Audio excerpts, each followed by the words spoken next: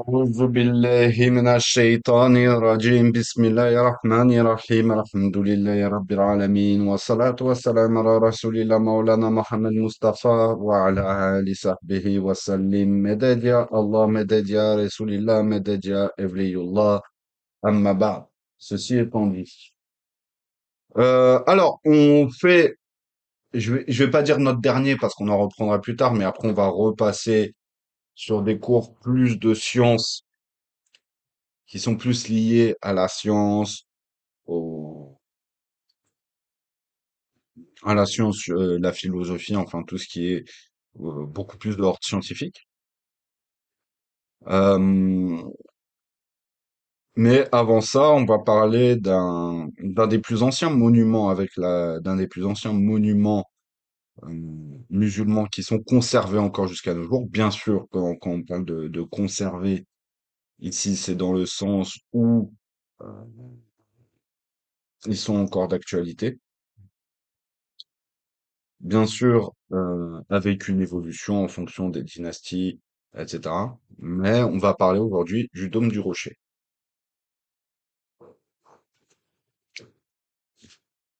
Donc, comme le dit le frère Titus, parce que j'en ai marre de Burckhardt, Titus Burckhardt. Donc, le frère Titus, on va rester sur le frère Titus. Donc, comme dit le frère Titus, rahimahullah, donc c'est le plus ancien des monuments musulmans conservés. Donc, le dôme du Rocher, comme on vient de le voir. Qubat as-Sahra, dans la ville d'Al-Quds, donc Jérusalem, qui a été construit entre 688 et 692. Donc environ 70 ans après que le prophète Mohammed alayhi salatu wassalam a quitté la dunya, et encore,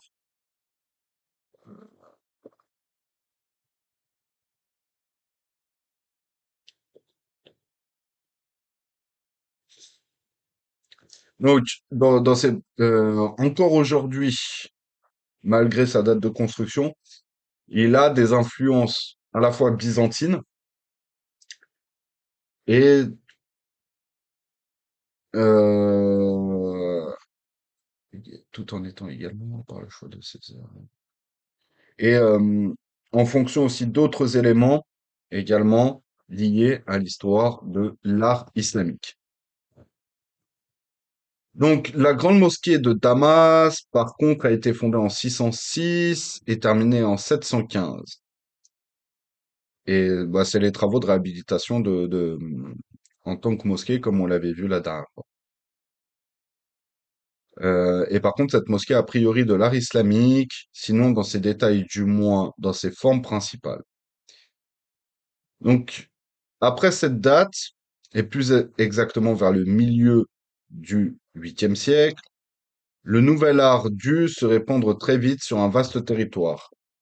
Car les œuvres qui par la suite émergent des époques les plus anciennes, comme la Grande Mosquée de Cordoue, qui a été fondée en 785, et celle d'Ibn Touloun au Caire, achevée en 879, représentent non pas les phases d'une évolution encore tâtonnante, mais bien les chefs-d'œuvre insurpassables quant à leur qualité artistique. C'est-à-dire qu'au milieu du deuxième siècle de l'Hégire, l'art musulman a trouvé son langage propre. Comparons rapidement ces dates avec celles que nous fournit l'histoire de l'art chrétien. Les peintures des catacombes qui marquent les 3 premiers siècles ne sont chrétiennes que par leur sujet, d'ailleurs plus ou moins voilé. Quant à leur style, elles reflètent l'art romain décadent.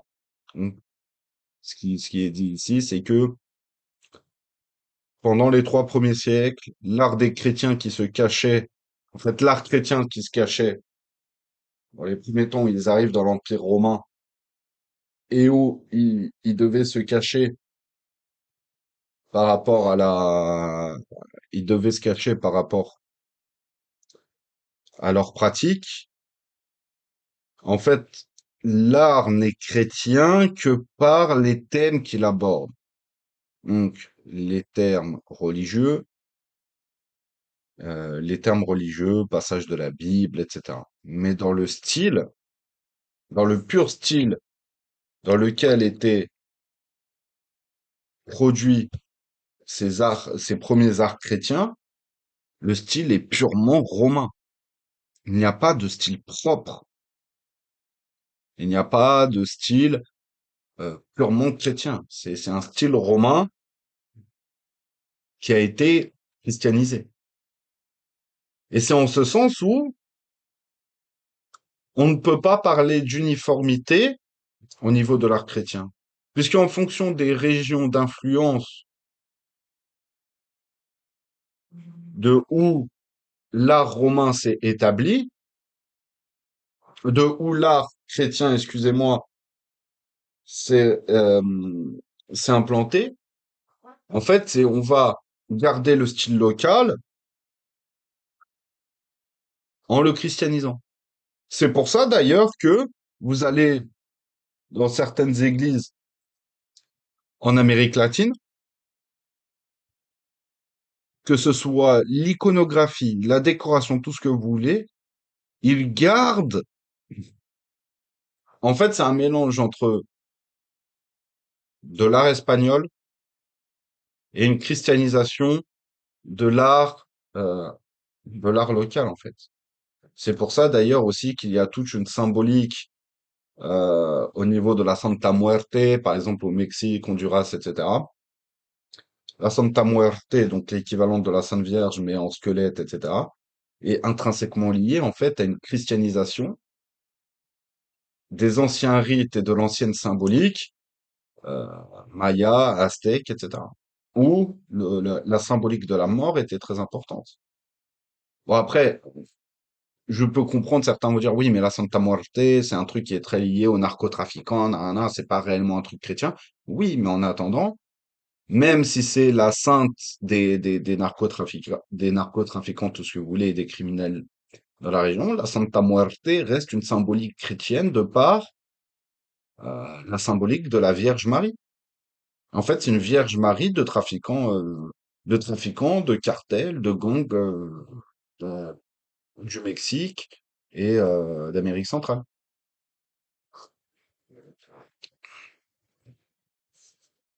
Comparé à l'art islamique qui très tôt a trouvé son identité propre en prenant un aspect uniquement technique. Vous prenez exemple sur Titus Burckhardt, rahimahullah, a pris l'exemple de la grande mosquée de Cordoue.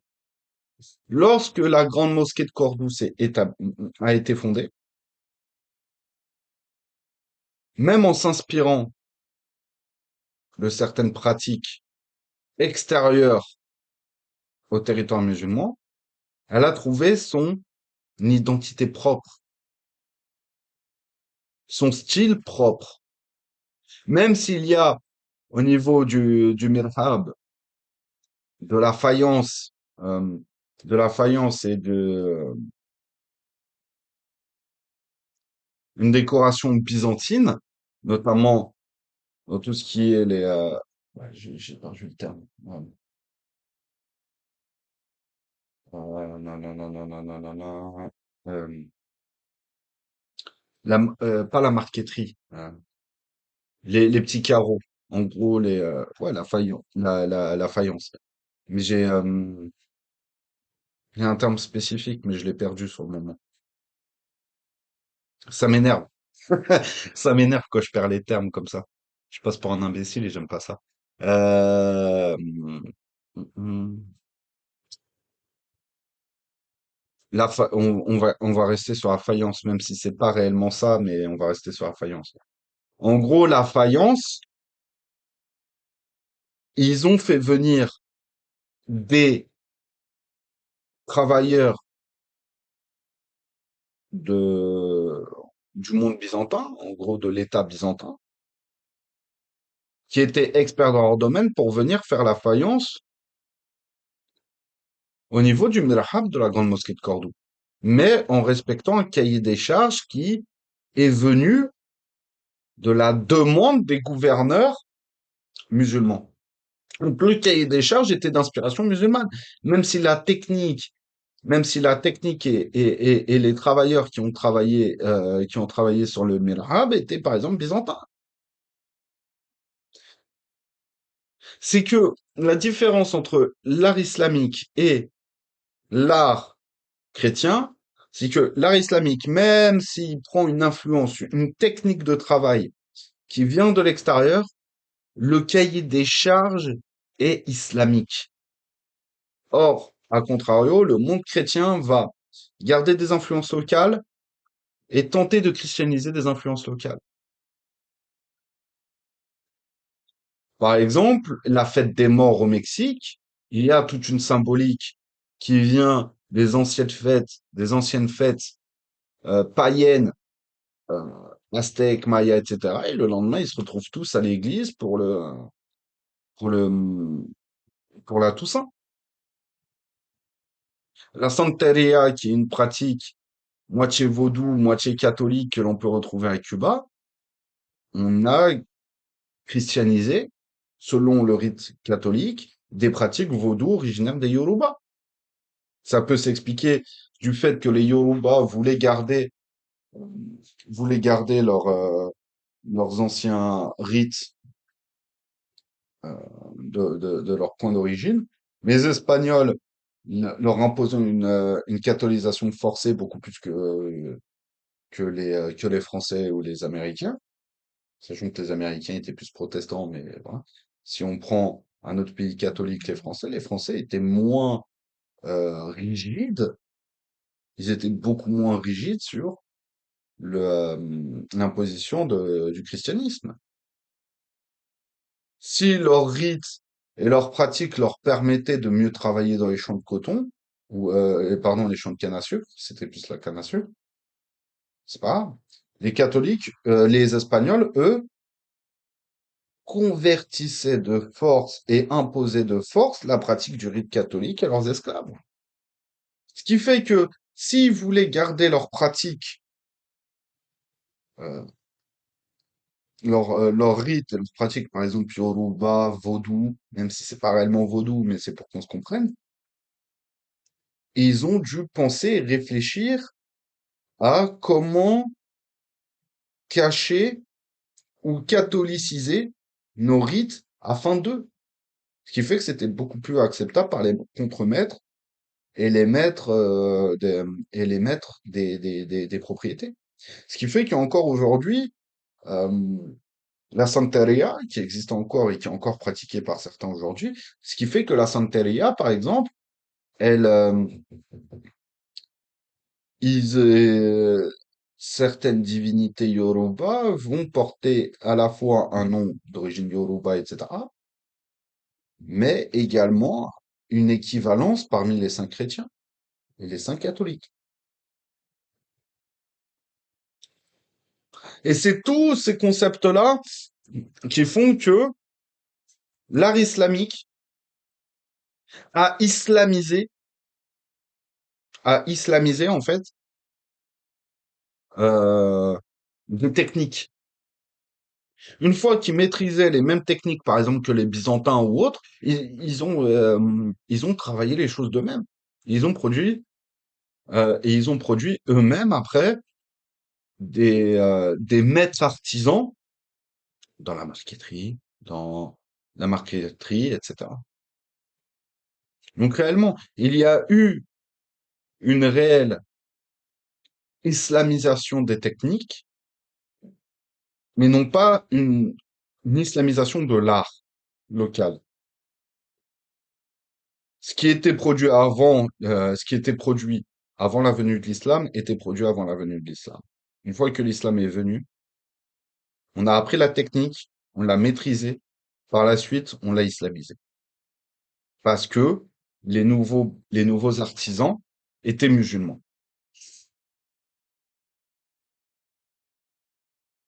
Reprenons. Donc ce n'est qu'à l'âge constantinien que l'art chrétien acquiert son langage propre, tout en conservant encore avec son cadre impérial quelque chose du répertoire typiquement gréco-romain, comme on le constate à Ravenne. À rigoureusement parler, l'art chrétien ne devint entièrement lui-même qu'après l'incident de l'iconoclasme byzantin, donc parallèlement à l'éclosion de l'art musulman et par un curieux choc en retour de ce dernier. Ce qui est voulu dire ici, c'est qu'on peut réellement parler d'art chrétien et encore, on va parler d'art gréco-byzantin et d'iconographie gréco-byzantine, mais c'est à peu près il y a une influence similaire dans le milieu orthodoxe. Et qu'on peut parler à la limite d'art orthodoxe. C'est vraiment la spécificité. Si on prend en compte l'art chrétien comme étant une globalité, autant chez les catholiques, les protestants, on peut parler d'art protestant, mais plutôt catholique. Si on prend en compte l'art catholique et l'art orthodoxe, l'art catholique n'a pas d'identité propre. L'art catholique dépend de la région dont elle se place. Au contraire, l'art orthodoxe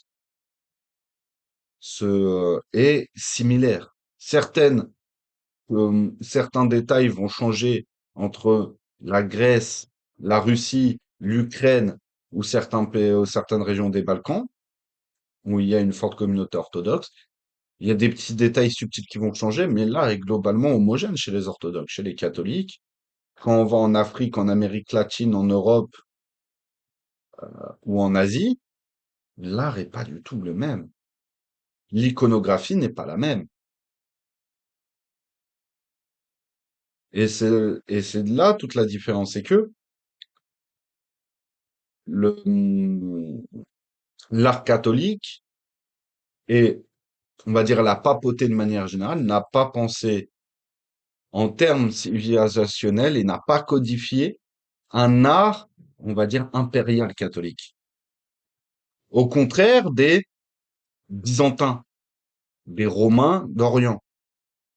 À partir du moment où l'islam s'est imposé comme nouvelle force civilisationnelle et nouvelle force impériale dans la région, et qu'elle a commencé à réfléchir et établir un art qui était propre à sa civilisation, les Romains d'Orient, byzantins, puis orthodoxes, si on prend cette lignée-là, ont réfléchi, eux, à une réponse justement au niveau d'un art orthodoxe, d'un art chrétien d'Orient.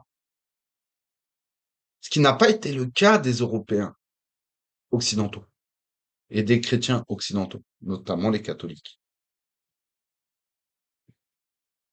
Et même quand vous regardez au Vatican, beaucoup de sculptures ont évolué en parallèle de ce qui se faisait architecturalement dans la région et au niveau de la sculpture dans la région. Si la sculpture était dans un style, on va dire comme dans la forme des sculptures africaines, de ce qu'on peut trouver dans certaines sculptures africaines, etc., vous pensez bien que la majorité des saints, ils seraient dans ce style-là. Or, les commandes papales, que ce soit pour les sculptures ou même la pâture, chapelle Sixtine, etc., ils le faisaient en fait aux artistes locaux en fonction de ce qu'eux maîtrisaient. Ils n'avaient pas d'art et ils faisaient un cahier de commande un petit peu comme les musulmans dans les premiers temps de l'établissement de leur art. Ils avaient un cahier des charges, il faut que tu parles de tel passage de la Bible, tel passage de la Bible, que tu représentes tel saint, tel saint, tel saint. Ça s'arrête là. Ils n'ont pas pensé et réfléchi à former, former des gens à ces techniques-là et de se spécialiser et de réfléchir à leur propre gestion de l'art à eux.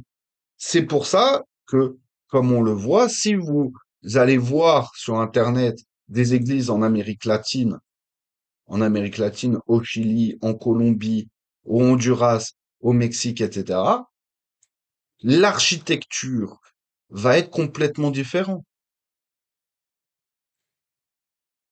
Certes, il y a certaines différences, par exemple, entre des mosquées en Turquie, dans le Maghreb, en Asie centrale, en Inde, Pakistan ou Indonésie, etc.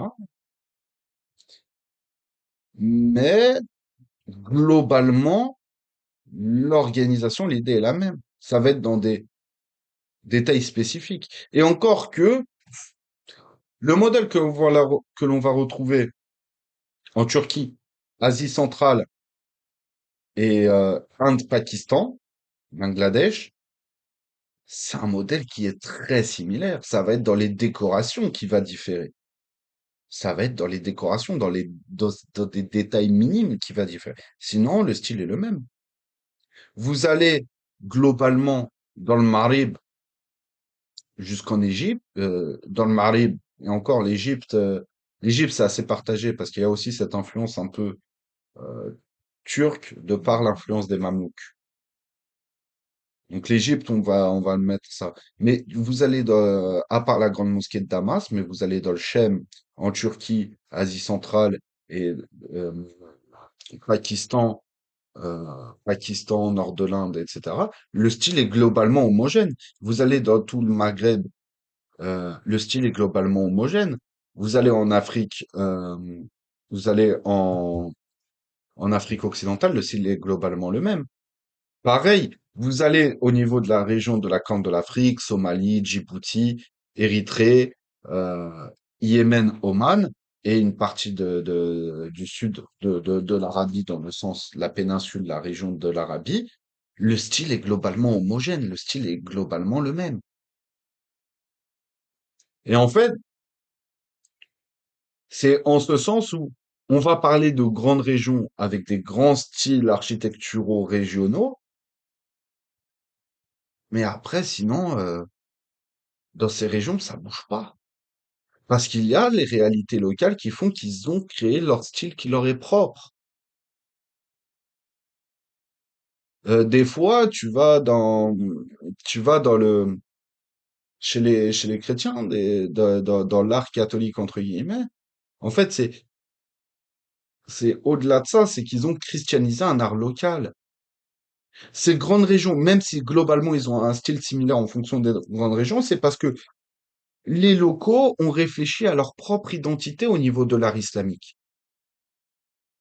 Ils ont réfléchi à leur propre identité. Et en fonction aussi des réalités locales. C'est pour ça que vous prenez le modèle des mosquées en Afrique de l'Ouest, il est non seulement intrinsèquement personnel en fonction de la région donnée, mais également il est réfléchi, et ça je parle pour les arts anciens, les mosquées récentes qui ont été faites, elles ont été faites sur un modèle maghrébin, euh, maghrébin ou inspiré du monde arabe. On n'est plus dans le cadre des mosquées, on va dire, des mosquées d'ordre traditionnel comme Djenné ou comme Djenné, Tombouctou et d'autres, donc en Pisé, etc. Mais en tout cas, ce qu'il faut comprendre, pourquoi est-ce que les mosquées en Pisé étaient établies comme ça? Parce que tu avais aussi la réalité du climat local et que la technique du pisé était la technique qui était la plus adéquate pour s'adapter à la réalité climatique locale. Mais qu'est-ce qu'ils ont fait avec le pisé, avec le pisé, avec ces techniques d'architecture en pisé? Ils les ont islamisés. Ils ont réussi, en fait, à garder l'esprit de la technique en l'islamisant. Et tout l'art islamique est là, c'est que on va islamiser des techniques. On ne va pas islamiser l'art. Et la grande différence entre l'art catholique et l'art musulman, c'est ça.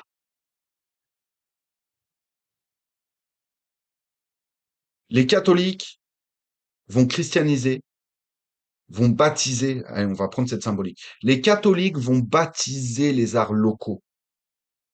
Les musulmans vont islamiser les techniques. D'ailleurs, si vous regardez bien, la mosquée de Djenné, avant c'était un palais avant. Ce palais, était tenu par des rois qui n'étaient pas musulmans, des seigneurs qui n'étaient pas musulmans. À partir du moment où la région s'est islamisée, on a gardé le château, on l'a transformé en mosquée.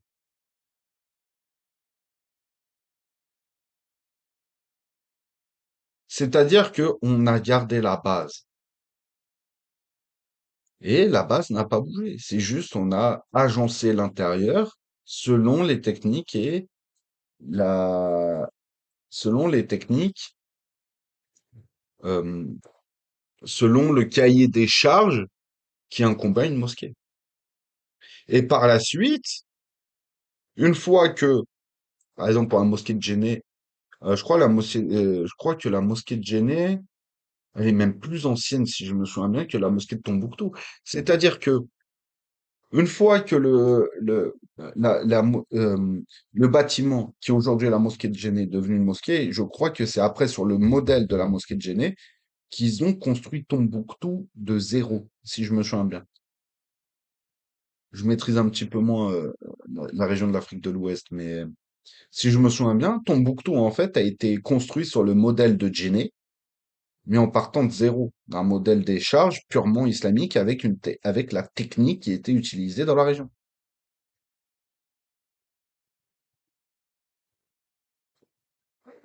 Mais globalement, l'art islamique est homogène en fonction des régions. Globalement, l'art islamique est homogène. L'art chrétien est compliqué. Continuons.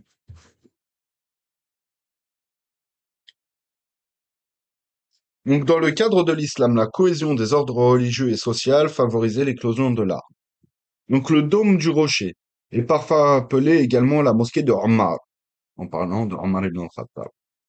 Ce qui est inexact, car il n'a pas été bâti par Omar ibn al-Khattab, mais par le calife omeyyade Abd al-Malik en 688. Cependant, la référence au calife Omar comporte un élément de vérité. Donc, lorsque Emir al-Mu'minin vint à Jérusalem, invité par le patriarche grec afin de signer l'acte de capitulation de la ville sainte et de laisser l'autorité aux musulmans, il se fit conduire au lieu où s'élevait jadis le temple de Suleïman et où le prophète, alayhi salatu wassalam, selon la croyance musulmane, avait été miraculeusement transporté lors de Al-Isra et ou Al-Miraj.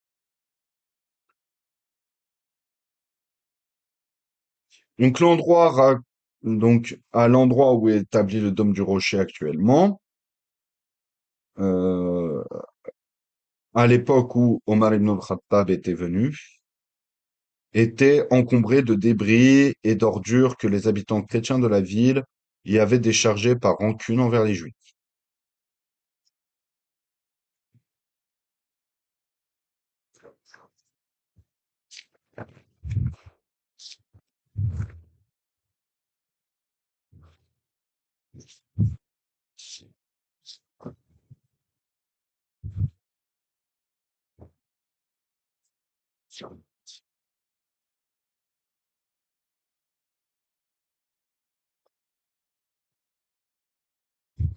Ils ont mis où les annotations?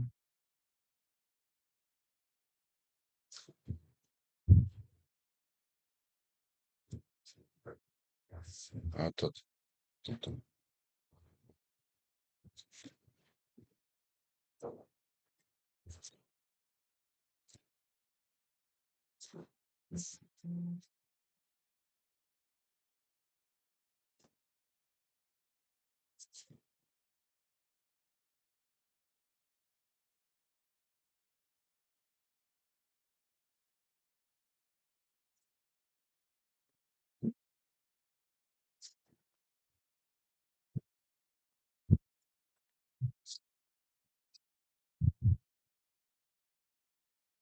Ah.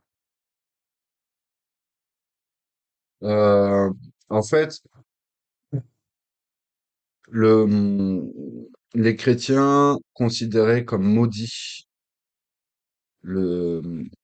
en fait, l'endroit où était, euh, donc l'ancien temple de Salomon, donc de Sulayman, alayhi salam, et donc où est actuellement l'esplanade des mosquées et le dôme du rocher. En fait, les chrétiens, pendant longtemps, ont considéré cet endroit comme maudit. C'est pour ça qu'ils laissaient, c'est pour ça qu'ils laissaient tous leurs détritus, en fait, à cet endroit-là.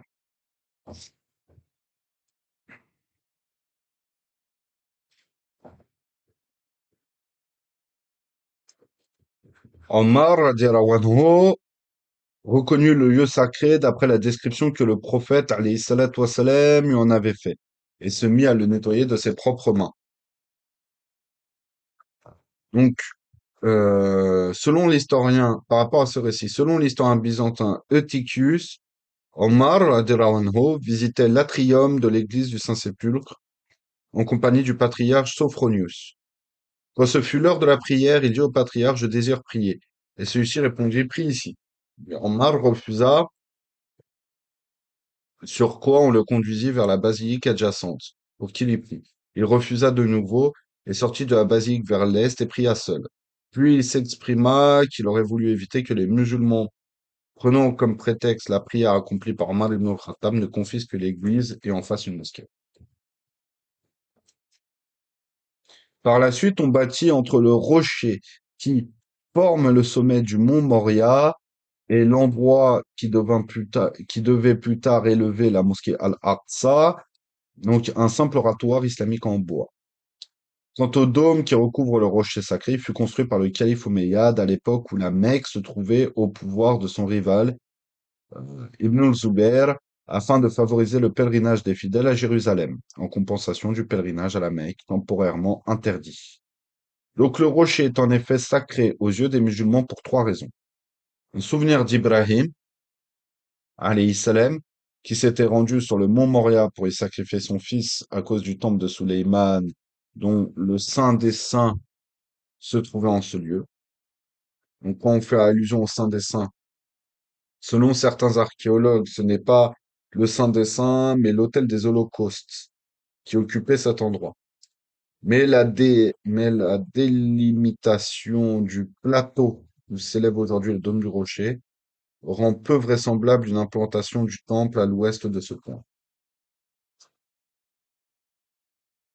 Et parce que le prophète Mohammed y avait été transporté lors de son voyage nocturne. Donc, une caverne sous le rocher communique avec le haut par une sorte de couloir. Selon une tradition populaire, c'est de cette caverne et par ce couloir que le prophète alayhi salatu wassalam serait monté au ciel. Ce qui est en tout cas d'un symbolisme frappant. La caverne sous le rocher est comme le cœur ou le centre intérieur de l'homme, relié par le rayon céleste au monde supérieur. Le dôme du rocher qui abrite ce lieu sacré, comme un immense baldaquin, comporte une disposition architecturale tout à fait unique dans l'art de l'islam, ce qui se rattache directement au type byzantin de l'église à coupole centrale et à déambulatoire octogonal.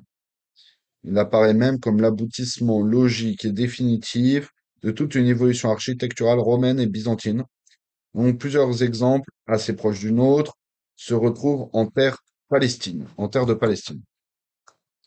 Donc on peut citer, par rapport à ce qu'on vient de dire, l'église byzantine de l'Ascension sur le mont des Oliviers et l'église du Saint-Sépulcre à Jérusalem, qui est inspirée de ce modèle. Et donc là, il y a par exemple ici des schémas sur cette page. Je vous mettrai la photo dans le serveur, mais il y a des schémas qui nous montrent justement le style byzantin, la coupole. Donc là, c'est une église à Rome qui est d'influence byzantine. Euh, donc en bas, c'est le style. euh, alors là, c'est la basilique de Ravenne qui est également de style gréco-byzantin. Et ici, c'est la basilique l'église de l'Ascension à Jérusalem. Donc pareil, de style gréco-byzantin.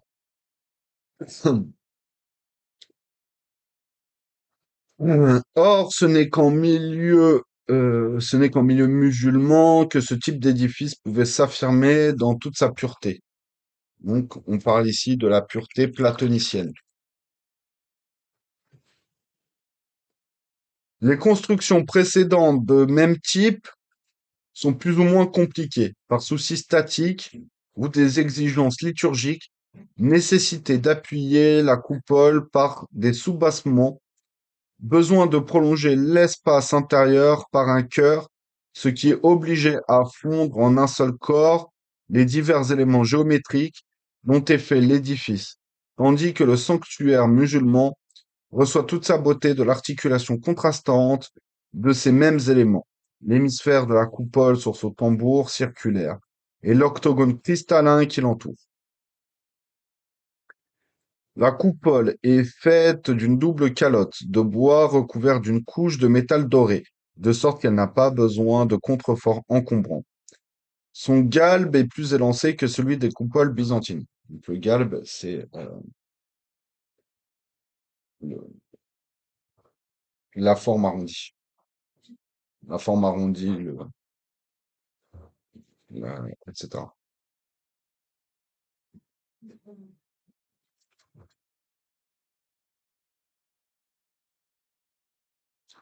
Donc le galbe est plus élancé que celui des coupoles byzantines. On a l'impression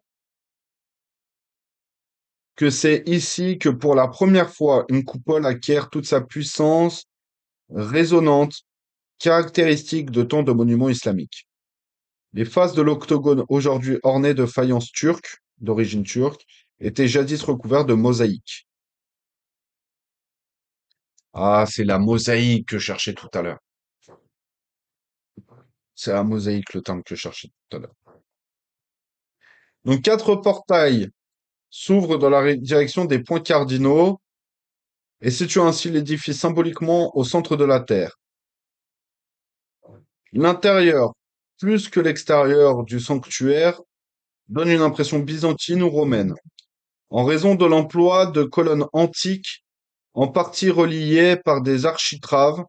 La lumière tombe d'en haut, à travers le tambour de la coupole, ornée de mosaïques à fond d'or, et éclaire la roche sacrée. Celle-ci est entourée de 4 piliers et de 12 colonnes qui supportent le tambour et invitent à la circambulation rituelle. Une deuxième couronne de piliers et de colonnes, plus vaste que la première, est disposée en octogone et de telle manière que l'espace reste partout orienté vers le centre sans être entraîné par le mouvement circulaire. Donc là, il y a des photos. Je vous enverrai pareil parce que une, elle paraît peut-être un peu sombre. Mais là, c'est les photos justement de la description de l'intérieur. Il a un peu bougé depuis l'époque byzantine. L'extérieur a plus bougé que l'intérieur. Souvent, sur les bâtiments les plus anciens, c'est l'extérieur qui a plus été modifié que l'intérieur. Sauf quand il y avait des grands travaux de réhabilitation à l'intérieur. Dans ce cadre-là, il peut y avoir certaines modifications. Mais de manière générale, c'est plus l'extérieur des bâtiments qui change au gré du temps et des influences civilisationnelles, beaucoup plus que l'intérieur.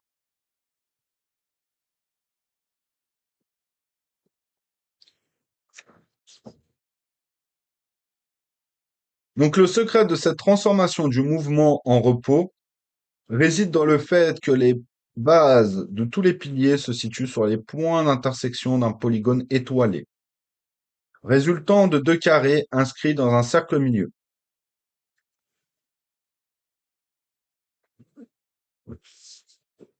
Le schéma que vous voyez ici.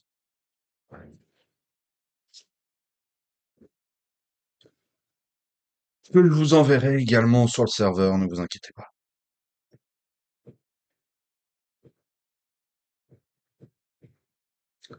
Par conséquent, les divers groupes de piliers délimitent des aires carrées ou rectangulaires, dont les proportions sont toutes régies par le rapport existant entre les côtés d'un carré et sa diagonale, ou encore entre le diamètre du cercle inscrit dans un carré et celui du cercle circonscrit. Rapport non exprimable en nombre entier, mais profondément, entre guillemets, organique. Ainsi, le plan même du sanctuaire exprime la synthèse du cercle et du carré, du mouvement et du repos, du temps et de l'espace, synthèse que manifeste déjà, et de manière plus impressionnante, la forme extérieure de l'édifice. La sphère, entre guillemets, céleste du dôme, se mariant au cristal terrestre de l'octogone. Donc, dans la plupart des édifices musulmans à coupole, l'octogone sera intermédiaire entre la coupole et le basement cubique, ce qui assigne une autre signification spirituelle. En fait, au-delà, lorsqu'on pense bâtiment à coupole dans le monde musulman, il y a un aspect à la fois en fait pratique dans sa forme, mais également un aspect spirituel. Après, pour tout ce qui est de la symbolique spirituelle, peut-être qu'on le verra plus tard, mais je ne pourrais pas vous dire, je ne pourrais pas vous expliquer comme ça de tête la symbolique spirituelle des formes. Mais peut-être qu'on le verra sûrement plus tard parce que ce livre est assez détaillé non seulement sur l'aspect purement architectural, historique, de l'évolution de de l'art, etc. Mais également, il met en avant aussi l'aspect spirituel de l'art, ce qui est important aussi. Il- Parce que qu'on le, en fait, l'art, de manière générale, comment est-ce qu'il est pensé? L'art est pensé pour donner des émotions. Et lorsqu'on parle d'art religieux ou d'art spirituel au sens large, la symbolique et l'image que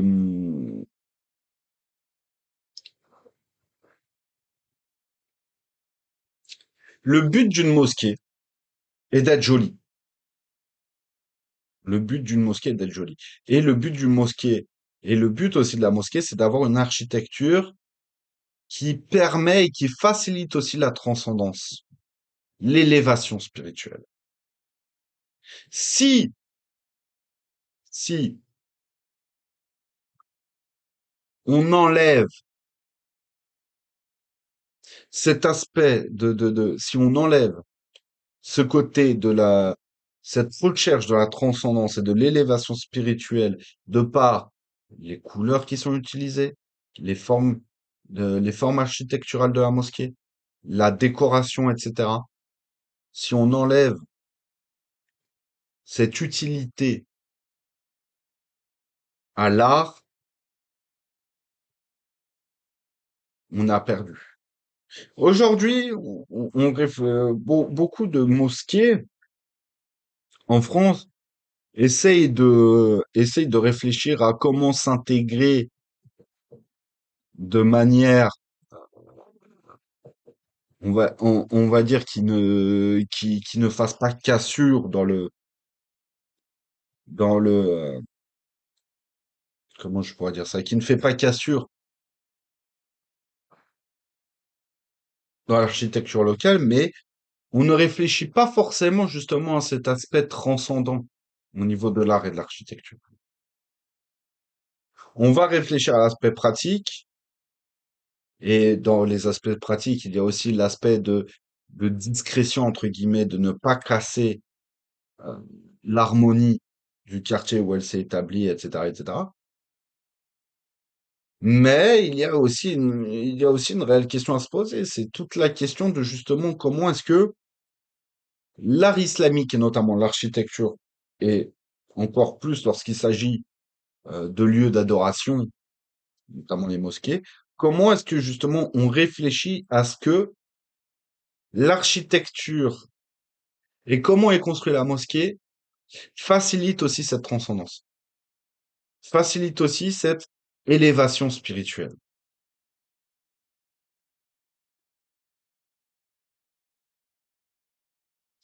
Et c'est toute cette réflexion-là qui, euh,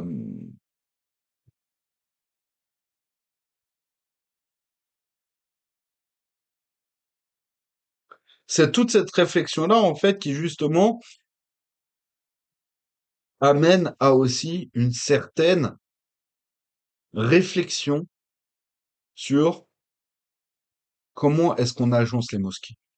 Même si elles ont une architecture régionale propre, l'agencement de la mosquée, la réflexion autour de la mosquée est intrinsèquement liée justement à cette idée de comment est-ce que tu vas amener à cette transcendance et à cette élévation spirituelle. C'est pour ça que, au-delà de construire des murs, un aspect purement pratique, grand, pas grand, etc., pour accueillir les fidèles, il y a aussi toute une réflexion dans la construction d'une mosquée. Comment est-ce que, architecturalement parlant, et comment tu organises ton bâtiment, tu arrives naturellement à transcender les gens, ce qui est délaissé dans la construction de beaucoup de mosquées aujourd'hui. Il est possible et même probable que le schéma sur le plan du polygone étoilé soit un héritage byzantin, ou que les Byzantins se sont inspirés de ce modèle islamique.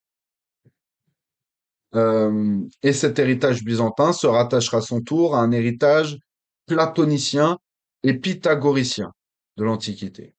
Donc en gros, cet héritage-là, euh, si cet héritage vient de la pensée byzantine, de, vient de l'architecture byzantine, on est quasi sûr que cette architecture s'inspire elle-même de la pensée de Pythagore et de Platon. Parce que Pythagore, au-delà de ses théories mathématiques, Pythagore avait aussi cette réflexion philosophique d'élévation de l'âme. Lui s'est spécialisé dans les mathématiques. Mais cette organisation, cet agencement mathématique amène justement une forme de transcendance, mélangée avec la philosophie de Platon. Et en fait, toutes ces pensées-là et ces philosophies-là amènent un esprit de transcendance de l'esprit humain. Et donc, cette pensée-là et cette idéologie-là a été christianisée par les chrétiens byzantins.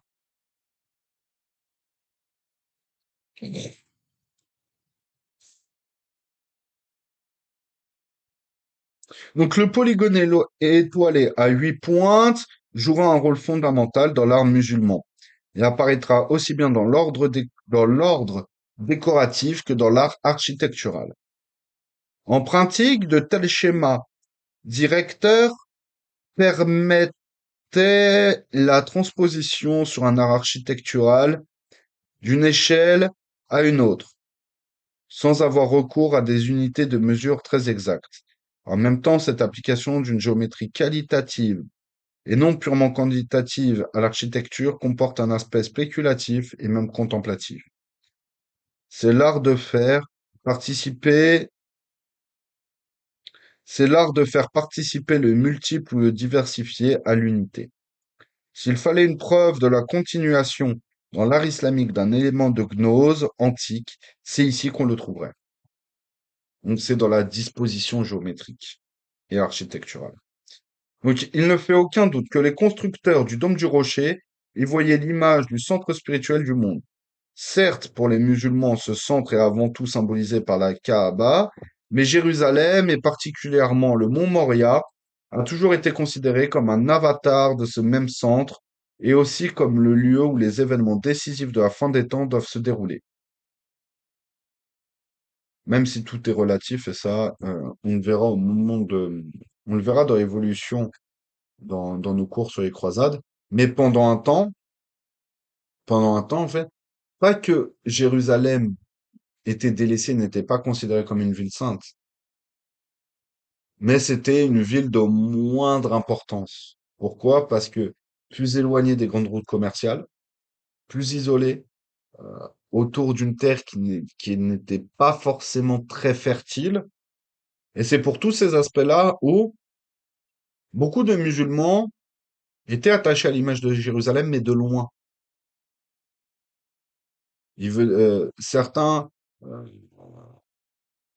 on va dire certaines personnes liées au, certains chouurs du tassaouf avec leurs étudiants,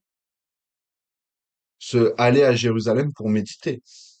Mais c'est pas forcément une ville qui était très développée et très importante euh, d'un point de vue économique, dans tous les sens du terme. C'est pour ça qu'elle était un petit peu laissée de côté. Elle était un petit peu laissée de côté. La chose qui fera qu'on rappellera l'importance spirituelle de Al-Quds, de Jérusalem, c'est les croisades. C'est les croisades qui redonnera dans l'esprit du musulman et qui remettra dans l'esprit des musulmans l'importance de Jérusalem. La réelle aussi importance de Jérusalem. Et notamment avec la profanation de Masjid al-Aqsa et du Dôme du Rocher, qui était devenu un territoire des Templiers avec des profanations manifestes de ces lieux saints. Et tout ça a remis en perspective justement le fait que vu que les musulmans mettaient moins d'importance sur Jérusalem, Al-Quds, Masjid al-Aqsa, a été souillé par les Templiers, les Croisés, etc.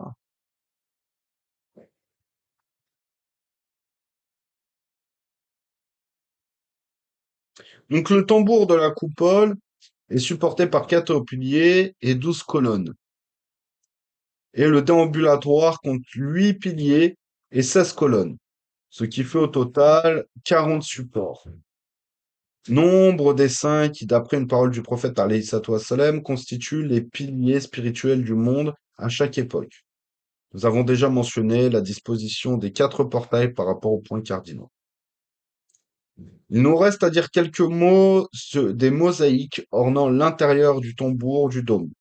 Elles représentent les rinceaux de vigne stylisés et enrichis par des joyaux et des diadèmes, où l'on distingue des emblèmes sassanides et byzantins, qui font peut-être allusion à l'empire universel de l'islam. Donc cet assemblage de plantes et de joyaux a quelque chose de nettement asiatique. Il a des analogies dans les ornements sacrés de l'hindouisme et du bouddhisme. En même temps, il fait penser aux guirlandes que les anciens Arabes avaient pour coutume de suspendre au sanctuaire en offrande. Donc les mosaïstes étaient sans doute formés par une école syro-byzantine, ce qu'on a vu plus tôt. Il est cependant à remarquer que le décor du dôme du rocher ne comporte aucune représentation d'êtres vivants, ce qui ne confirme pas la thèse de certains orientalistes selon lesquels le rejet des images anthropomorphes en islam ne remonterait qu'à une époque tardive. Dans son ensemble, le dôme du rocher indique bien le point de jonction entre l'art byzantin et l'art islamique. En fait, le dôme du rocher, en fait, va marquer le début du du mélange de l'inspiration byzantine au niveau de l'art islamique et va poser les bases de ce qui deviendra par la suite l'art islamique. Parce que l'art islamique, certes, a pris une influence des techniques, notamment de la mosaïque, des techniques byzantines, etc., avant de progressivement s'imposer comme étant la nouvelle norme.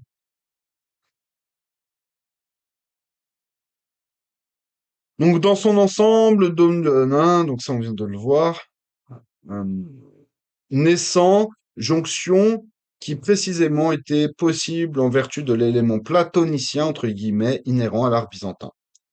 Nous entendons par là un certain aspect de sagesse contemplative qui s'intègre tout naturellement à la perspective islamique, orientée sur une unicité à la fois transcendante et immanente de Dieu. Et donc, on s'arrête là pour notre cours, mais on va reprendre la prochaine fois. On va reprendre la prochaine fois, Inch'Allah, avec les Omeyyades.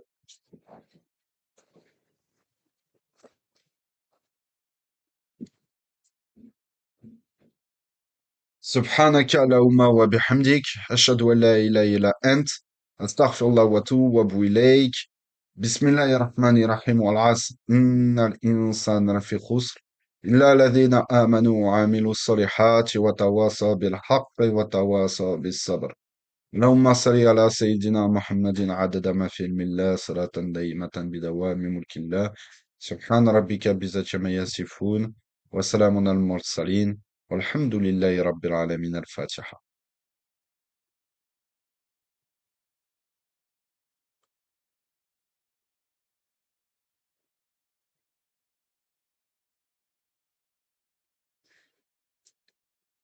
السلام عليكم